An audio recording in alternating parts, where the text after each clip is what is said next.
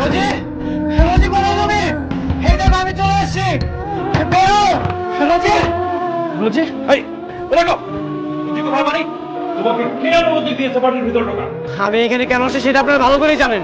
হ্যাঁ আমরা জানি, কিন্তু রোজি নেই। নেই মানে? রোজি কোথায় গেছে? বাবা 6 মাস আগে অ্যাক্সিডেন্ট হয়েছে আর এখন উনি এসেছে রোজির খোঁজ নিতে।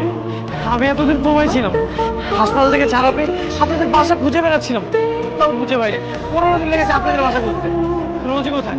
রোজি, কেন তুমি খুঁজে বের করেছো? কারণ আমি আমার রোজিকে চাই। রোজি নেই, যাও।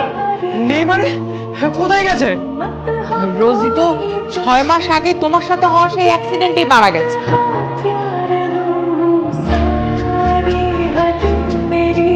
মারা গেছে মানে? না না না, এটা আমি বিশ্বাস করি না। তোমার বিশ্বাসে অবিশ্বাসে আমাদের মৃত রোজিটা আর ফিরে আসবে না। দেখো আমাদের মানসিক অবস্থা এমনি ঠিক নেই, তুমি এখন যেতে পারো, যাও।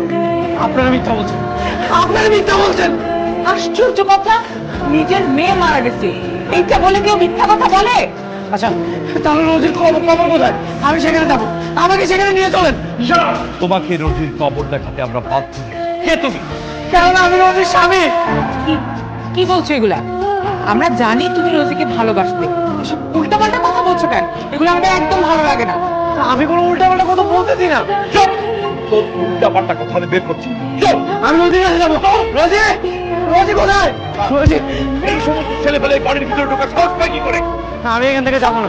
রোজিকে না নিয়ে আমি এখান থেকে যাবো না। চুপ! কত বড় সাহস! এই ছেলেকে যেন বাড়ির পুলিশ জীবনে হাতাহাতি নিয়ে কাটাক্কা নিয়ে বের কর। বের কর! আমি যাবো না এখান থেকে। রোজি, বের হও। রোজি, রোজি।